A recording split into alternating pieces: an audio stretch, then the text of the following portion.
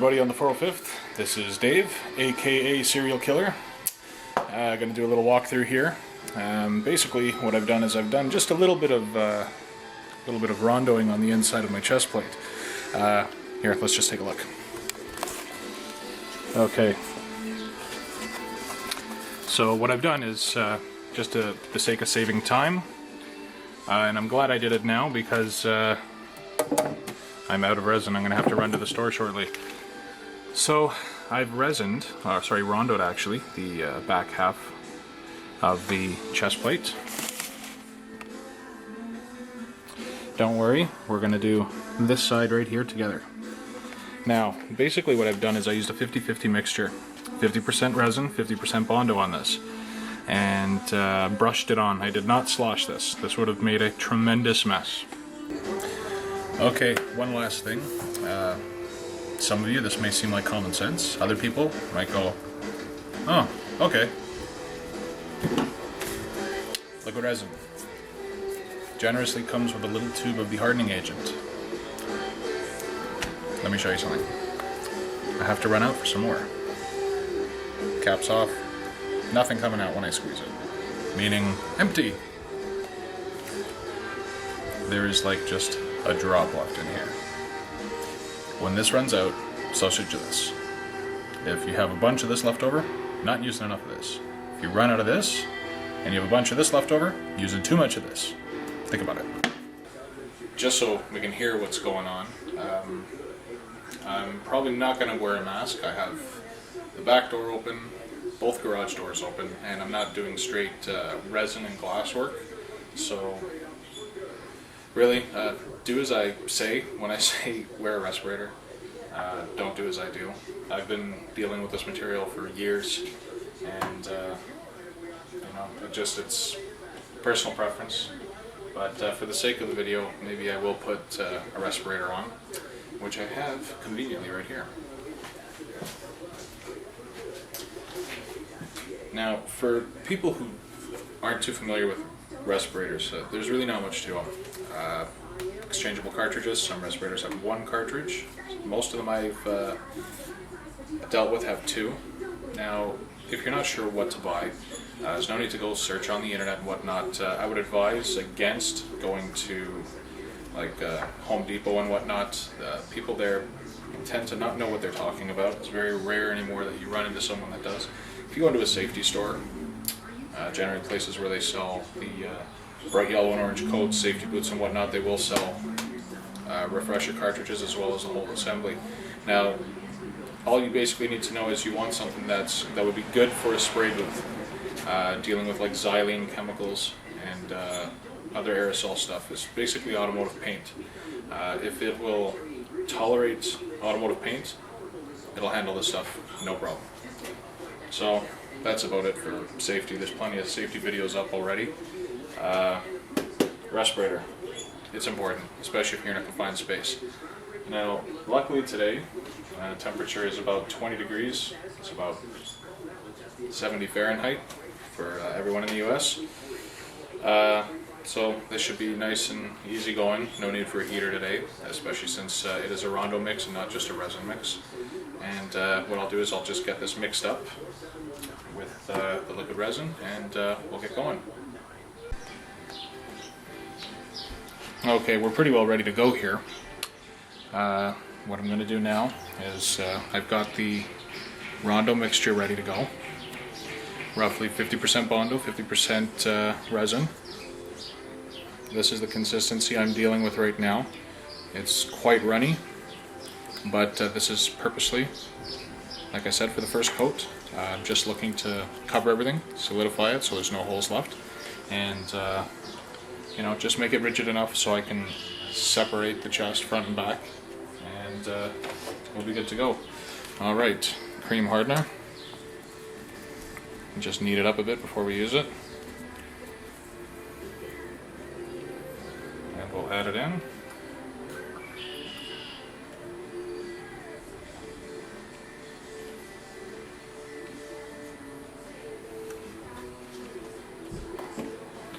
And that's about how much we're dealing with. Just a few rings. and this cream hardener that I'm currently using is a little less viscous than the stuff I normally use. So, and now the hardener for the resin, since it's about 1.5 ounces, I'll use 18 drops.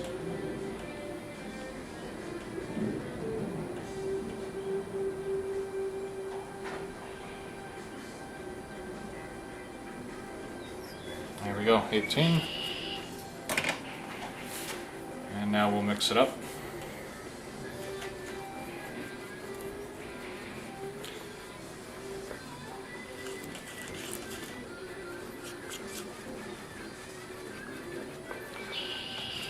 Get our all too familiar pink color, and because of the resin and the hardener for the resin, it will take on a slightly brown tinge to it.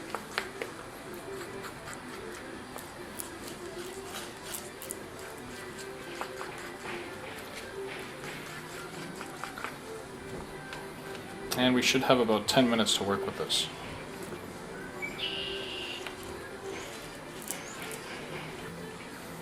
And once again, I'm not using my mask, but if I had a piece of paper or a little flag up, you'd see exactly how much wind is passing through here. Like, I barely even smell this.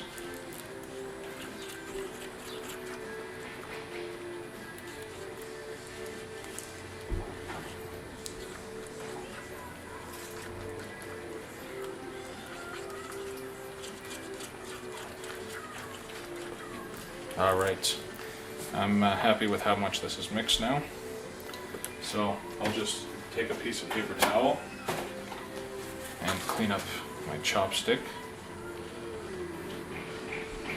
because I don't want it in my way right now.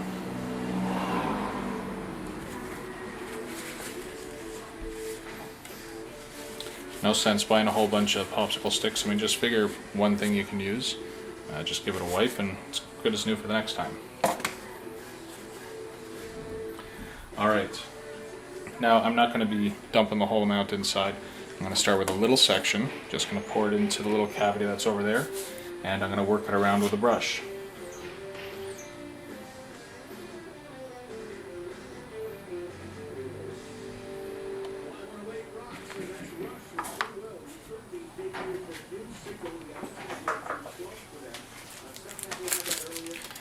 Disposables can never have too many little brushes, as you do tend to go through them with this process. Now I'm just pushing it around, overlapping where I left off,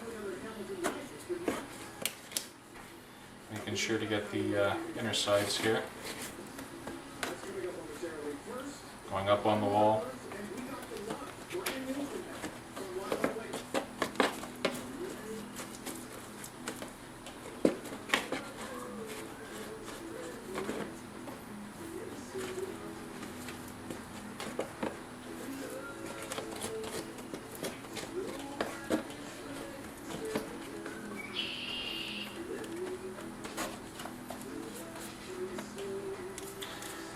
And I mean, this is all personal preference right now. You don't have to do this thin coat. This is just my way of doing it.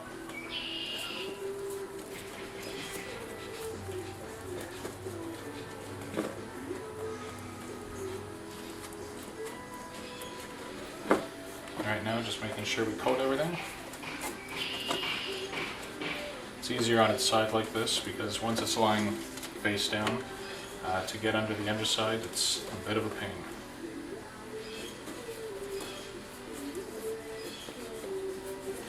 The coat that follows this, once it's in 2 pieces, I'll revert back to 1 part Bondo and 1/4 resin, just to make it nice and dense.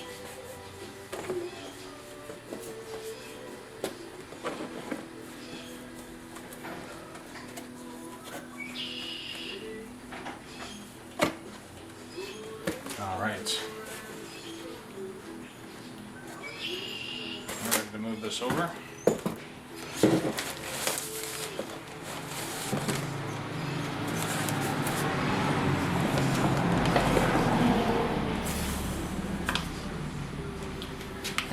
another little bit in.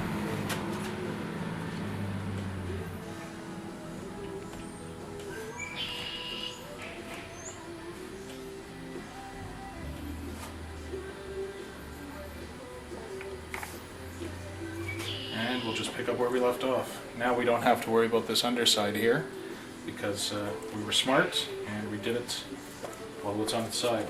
Now instead of having to go like this and try and get it all in and dip your hand in the Rondo, you stay nice and clean and we're working smart.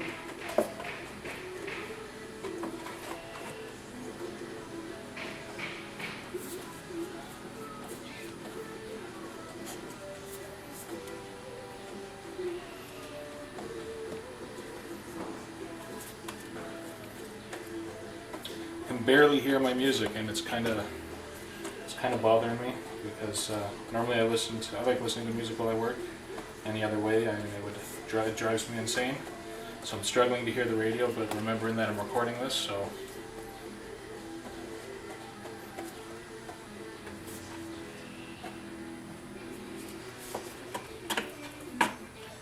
Alright, just going up the bottom, making sure everything's covered really well.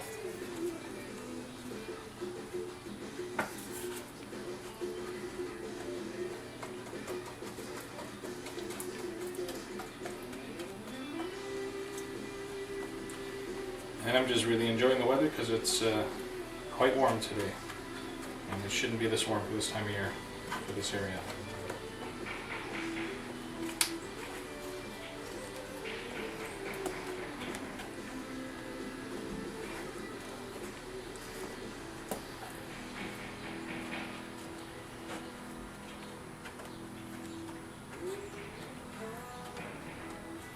Alright, and that side's done.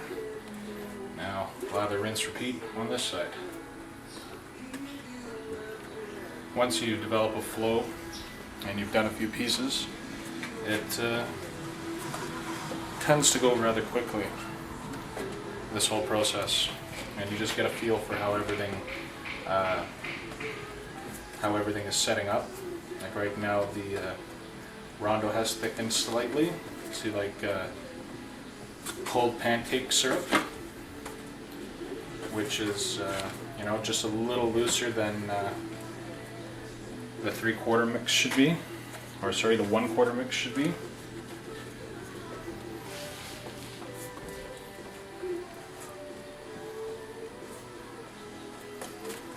Okay, and we're going to be adding some more shortly.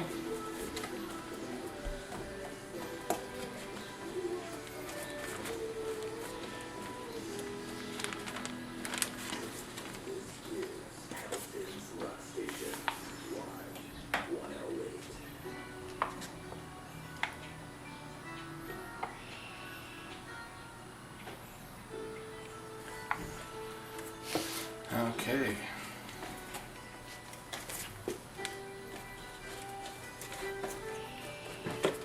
Got about, just by how this feels, we've got about 3 minutes left until it sets. And that should be plenty of time.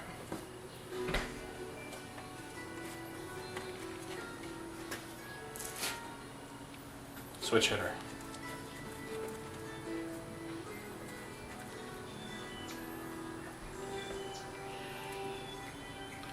This may be in a pig again.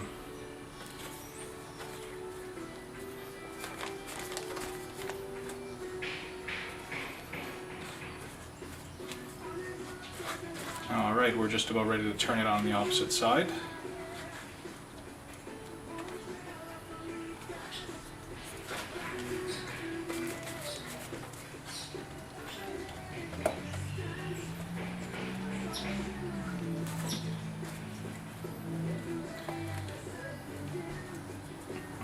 And if you miss a spot here or there, it's not the end of the world. You can always come back. You can always come back after with another coat and finish it off. Now, personally, on a side note here, if I had any intention of wearing this for any prolonged period of time, I would be using fiber fiber bondo. I think that's what it's called, fiber bondo. That has it's got fiberglass strands that are already in the bondo mix. One person on the forum who I know for sure has used it on parts of his build is Thorn. You should check out his build, it's awesome. Now the advantage of using the reinforced bondo is it's kind of like, not exactly like, but it's as close as you're going to get to glassing the inside of your piece. Now, like I said, should this have been a piece that I plan on wearing for any like long periods of time or to several different events, then I would absolutely have used that. But being that I have intentions of molding and casting every piece that I'm pepping out and that I'm building, basically what this is going to be, along with every other piece, is it'll inevitably go into a nice little display.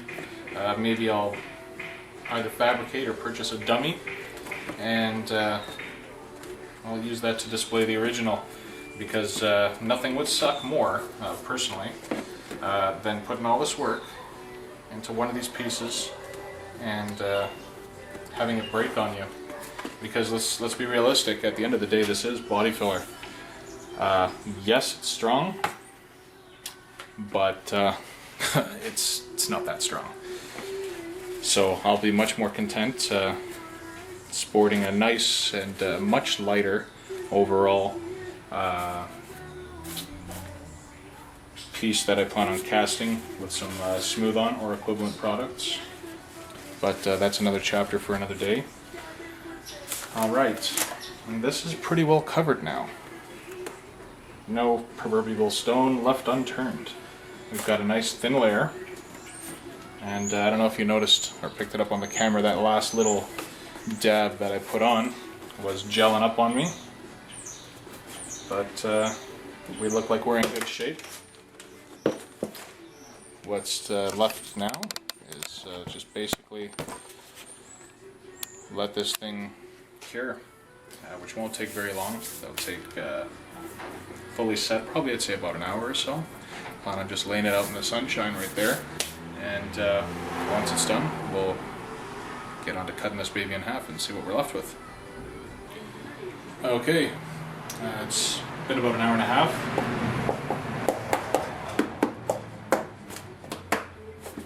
Nice and hard. Now comes the separation. I'm going to be doing it slightly different. Just it's going to reconnect in a way that'll work its way in. It's hard to explain right now, but when all the detailing goes in, the clipping mechanisms will be built into the detail. That's all I'll say about that for now, because that's a whole different topic for a later date. But basically where I'll be cutting this is across the neck here, coming down right here, and then straight across, following the pep line that's there, and then same thing repeated on this side, from where the neck seal is, right up, following down to the bottom of the shoulder, right across, and then up, down, and down. As far as the lower section goes, I'm thinking I'm going to separate it right there, and down and across, which leaves a good amount between the front and the back, and it'll be forward enough that it'll be accessible for a clip or a magnet, whichever route I decide to go when it's time to work at joining this thing back up. The tools I'll be using to separate this will be an X-Acto knife, maybe this little very fine tooth saw that's meant to cut aluminum, and for the longer areas, if it proves a little difficult to cut through, I'll be using, it's a 1/32 inch thick toothed blade, which is made for woods and plastics, so it'll make short work of this. Now, this is the other advantage of leaving a thin coat. It's much easier to work with. You're not trying to cut through a 1/4 inch thick material, which if you ever run into an angle can be a bit of a pain. So what I'm going to do is I'm going to try and cut what I can manually, and when I need the tools, I'll move up to the tools.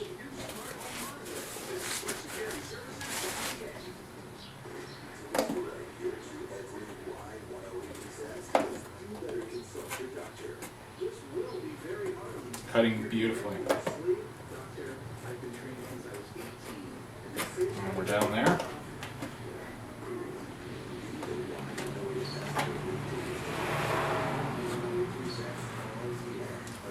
I find a lot of people are always really quick to run for the power tools. Honestly, with all the work I do with the helmet, you know, I barely use anything that's powered. It's all manual with files, sandpaper, razor blades, which now that I'm doing these videos you'll see exactly how I went about using the razor blades. It's sometimes kind of hard to explain, but we'll see. Maybe this time around will be easier to show than it would be to say in text.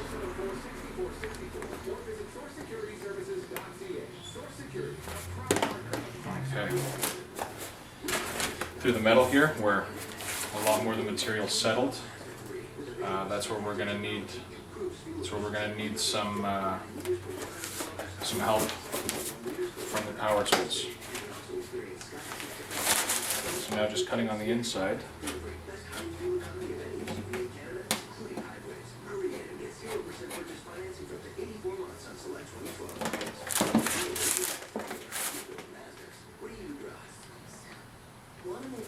There we go. Okay. Moving on.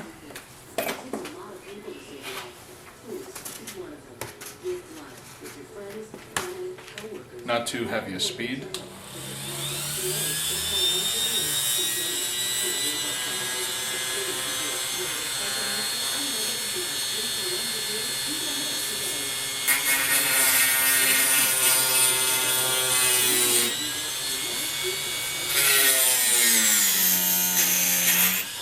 Maybe a bit more.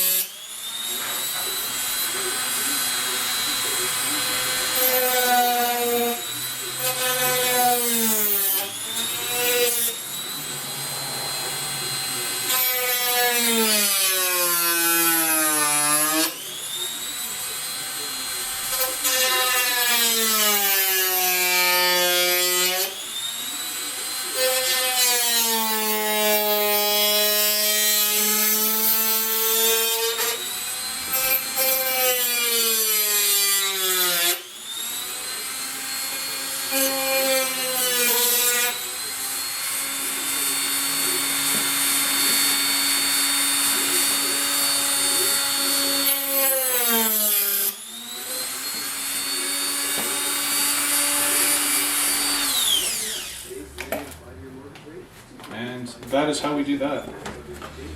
Okay, I feel a lot better that I didn't screw this thing up. But yeah, I'm just going to repeat this process for the top and the bottom, and we'll see what we end up with. Okay, this is what we're left with. And came out quite well. The nerves are gone. The pieces in two, and seems to fit all right. I was worried that it was going to be a bit too small, and that would have sucked. And yeah, now well, all that's left to do is once this cures really well for a few more hours, I'll mix up a couple batches of Rondo, 50-50.